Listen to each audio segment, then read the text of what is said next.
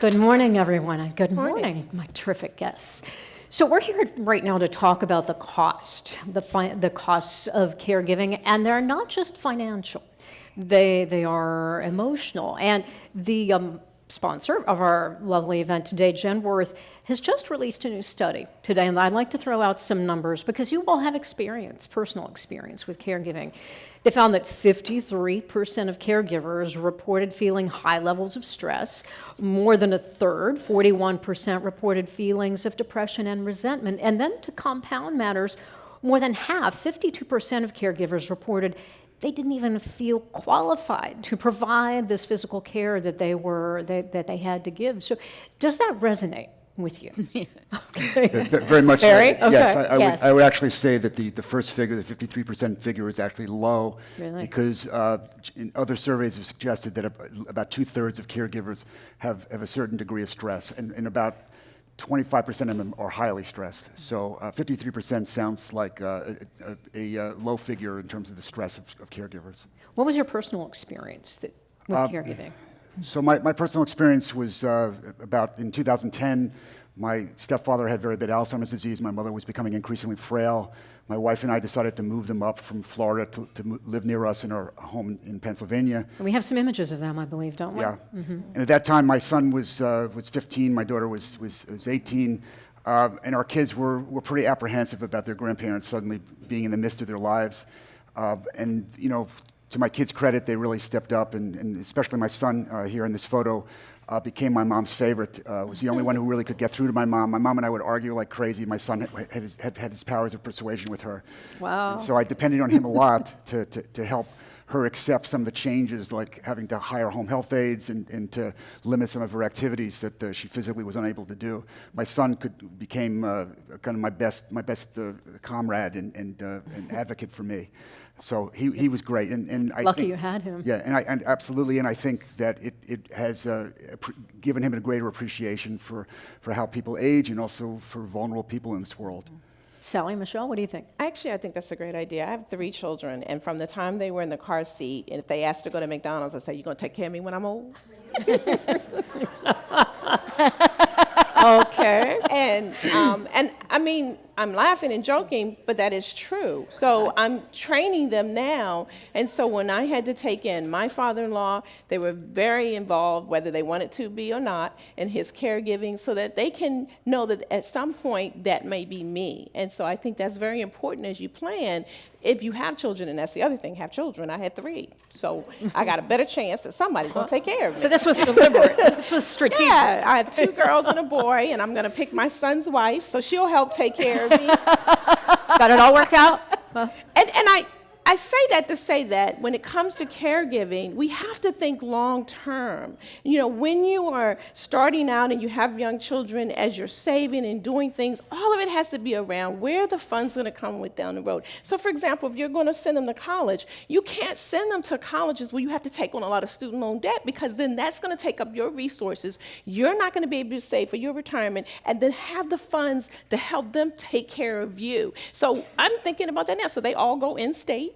You know, they got to save because mama has to be taken care of, and daddy too. Right. Yeah. Sally, you want to chime in now? You're not exactly the sandwich generation that we're addressing today, but let's share with us your experience. Well, I'm currently a full-time caregiver for my spouse, but in the past, I've also been the long-distance caregiver for both my mother and both of my in-laws. And so I did that long-distance caregiving as a sandwich person with kids in high school, and just building in that travel time as well as the sort of anxiety of not really knowing what's going on long distance. That was really critical for me, and a high level of stress for everyone in the family, from my kids to my spouse to the adults that we were taking care of. But again, as I said, in my current situation, I'm a full-time caregiver for my husband that has a peculiar form of of dementia that's called frontal temporal degeneration, which is a real tricky kind of disease that I'm living with right now. You know, Barry, traditionally, historically, at least in the United States, caregiving has fallen to women. That's starting to change with some roughly 40% now of men taking up that responsibility. Do we need to then reframe the discussion around caregiving?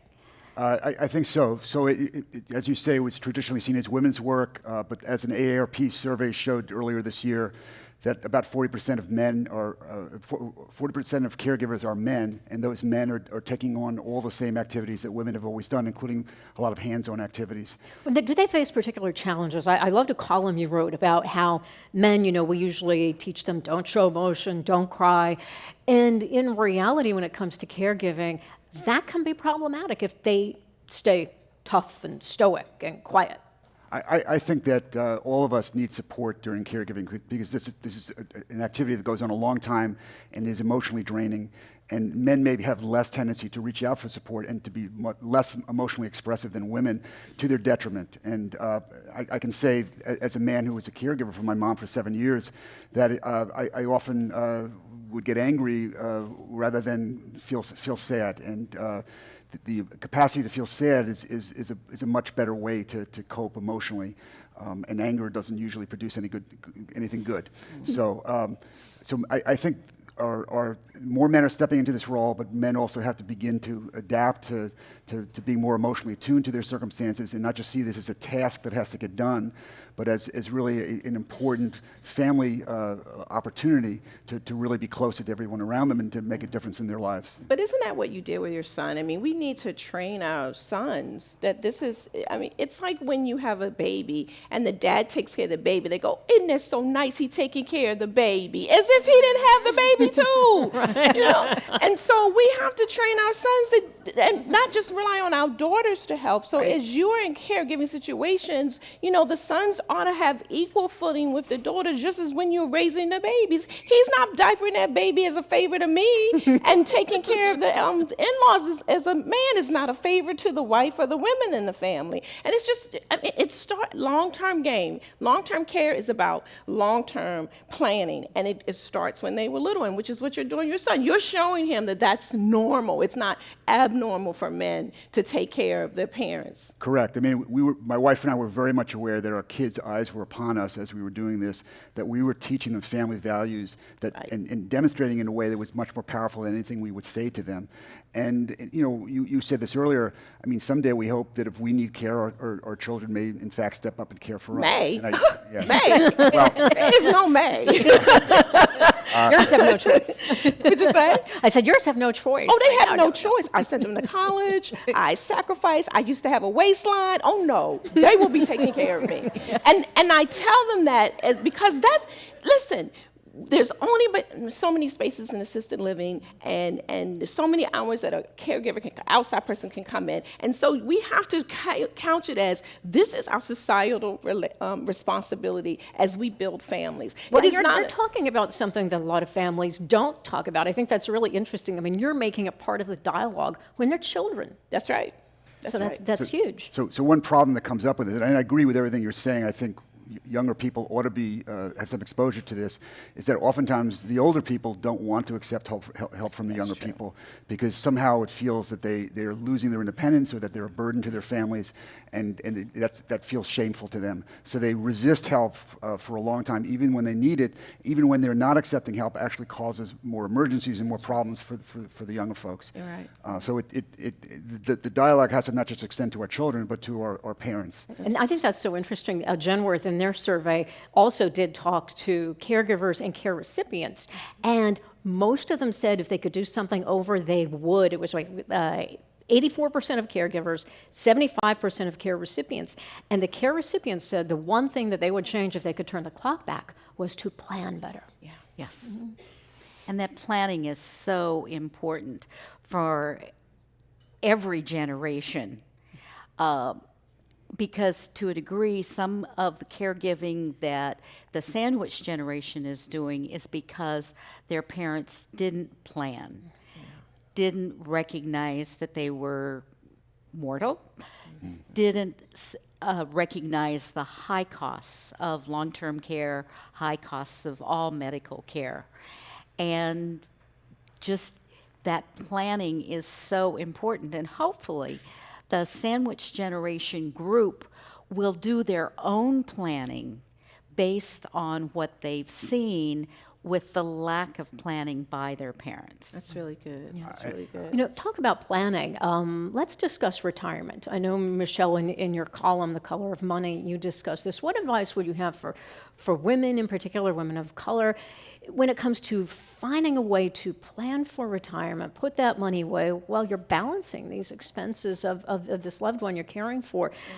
It was an AARP study that talked about 30% of caregivers dip into their personal savings when they're caring for someone, and 16% of them even reduce their retirement contributions. Yeah, well, if they're trying to make up for what the money that their parents didn't have. And let's think about this. A lot of their parents didn't maybe have the kind of jobs that they had, so they didn't have the money to put away. And then, we know that the population is aging. So, back in the day, you didn't live to, 80 or 90 years old. So you didn't really have to plan because they were going to be gone. Let's just be real. They were. And now they're not. And so as you're planning for retirement, again, the long game. So from the time that you're starting to have children and family, you think, okay, what kind of house do I have? Don't get the biggest house. Don't send your kids to expensive schools. So that way you can shave off a little bit of the money that you need to help your parents if you know they don't have the funds. So you have to have conversations with them. What do you have long-term care insurance? What kind of money do you have, so that we can, as a team, figure out where the gaps are going to be. And there will be gaps because there's only so much money. And so I think you definitely have to plan for your own retirement, but I don't think we should couch it as you can't, stop saving for yourself, because you're going to have to help your parents. And so that's why you have to make decisions. Drive your car for 12 or 15 years. So the money that you use for car payments, you can put into your retirement and put into a separate fund to help your parents or in-laws or whomever else you might be kept to care for. And I agree with everything you're saying, Michelle. My mother and stepfather lived very, very well in their retirement years. They lived in a wonderful community in Florida. They lived the good life, and then they went bankrupt because they spent all their money, in part because they didn't count on my stepfather getting dementia and all the attendant costs of that, and the fact there was lost income there too, because they were still working even when they moved to Florida, and that had to stop. And so when they went bankrupt, my wife and I had to step up and in essence rescue them, which was humiliating for them, and unfortunately had not just a financial impact, but had an emotional impact on our relationships, because then I became their banker in a way, and that was an awful experience for me and an awful experience for them. Sally, are there any resources out there for caregivers that they might not know about that they could turn to for help, in particular with expenses? Okay. Well, the caregivers need to have an understanding and appreciation of what resources their parents have. And are they on Medicare? Are they eligible for Medicaid? If one of the spouses, if one of the parents is a veteran, there are good benefits, the best sort of grouping of possible benefits for caregivers are if they're caring for a veteran. Of course, there's lots of details and there are issues with getting VA benefits, but if one of your parents is a veteran, definitely you should explore the possibilities of what caregiving assistance you're going to get through the VA. Other issues are that Medicare really doesn't provide any assistance at all for family caregivers, but community-based home supports may be available in some states. So there are public benefits that may provide some assistance to caregivers now. Now, before we go to the audience, I'd like to ask you just about something that a lot of caregivers do encounter, and that's dealing with difficult folks in the home who they have to help, who maybe their parents aren't great at dealing with their finances. I guess, Barry, you encountered this. I think, Michelle, you have, or where you have existing friction from childhood. Yeah. What advice do you have in that case? My husband and I had to take in my father-in-law in his last years, and he did not like me. Can you imagine that? How is that possible? Because I was a career woman. He was, Old school. Old school. And I was his only, none of his children, 6 of them got married except for his baby son, my husband. And so I was the one who was responsible for caregiving him. And I thought that was so interesting because he had such a resistance to who I was as a woman and a working woman. Did you win him over? No, it's interesting. And is that a fallacy? You can't have these, I guess, these Barry and I talked about this. these dreams of happily ever after. It's all going to work out after I care for them. And then they'll I love had to me. go to therapy because he came into my house. He was very dark, and it was, the first couple months, it was very difficult because he didn't want to be there, but he had to be there.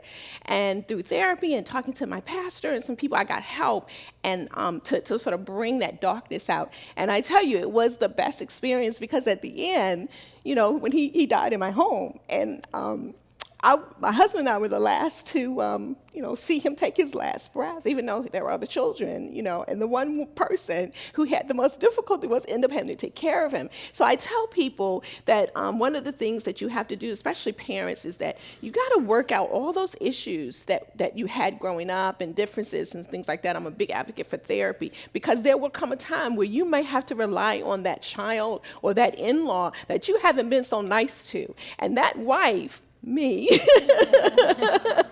I have to feed you and change your diaper, right? And so, but, we worked it through. But I just think that this is such an important issue, that family therapy and working it out with your siblings, because trust me, when it comes to long-term care and death and the end of life, all those issues, she was the favorite, mom liked her better, they didn't give me money when I was going to college, will come out, and it will make caregiving that much more difficult. And thankfully, I love my husband so much that I put up with all this. But it was worth it in the end because there's nothing like taking care of someone and them appreciating it, even at the point where he couldn't talk anymore. You could see it in his eyes. Yeah. So, Thank you. good. So I'm a psychologist and I'm all for therapy, right? Right. Good, Commercial good for for you, me right? economically.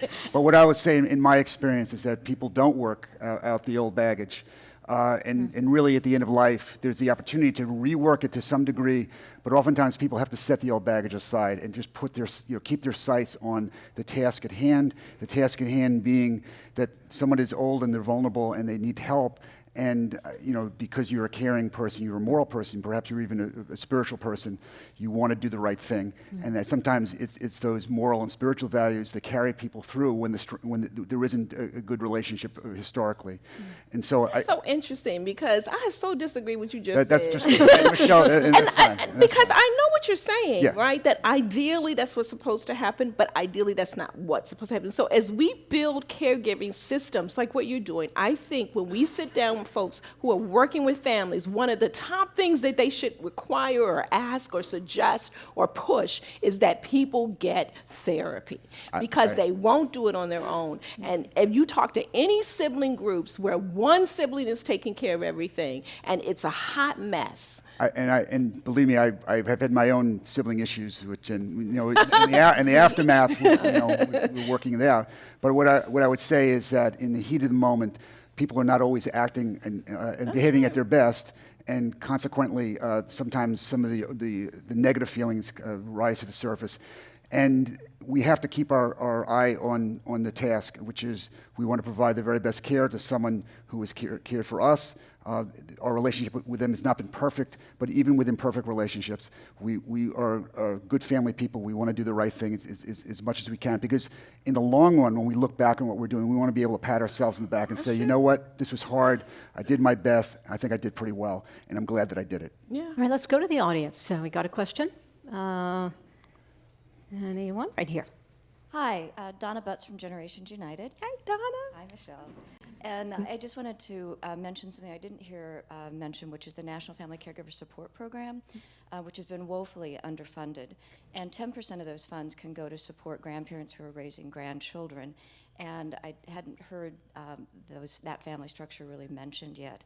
And Michelle, you're a great advocate and wonderful spokesperson for grandparents who are raising grandchildren. So I wondered if you could talk a little bit about, the financial impact. We know that grandparents raising grandchildren save this country more than $4 billion a year providing that care, but we also know that there's quite a bit of strain that goes along with it. So if the panel could address Thank you. that. Thank you. Great question. Well, there's, go ahead. As well as grandchildren raising grandparents. Yeah. Right. Which is- I have a column on that, right, that just got posted on the AARP website last week about this topic, so. Because there is that critical issue of grandparents may be raising grandchildren, but then grandchildren are raising their grandparents when they get older. And how that generation skipping issue can compound the emotional difficulties. And they say of- caregivers are getting of younger, caregivers. younger and younger. Yes. Well, because there's this missing. I mean, I've covered all the bases. I had to take care of a disabled brother. I had to take care of my father-in-law. My son is disabled. He has autism. And my grandmother took me in.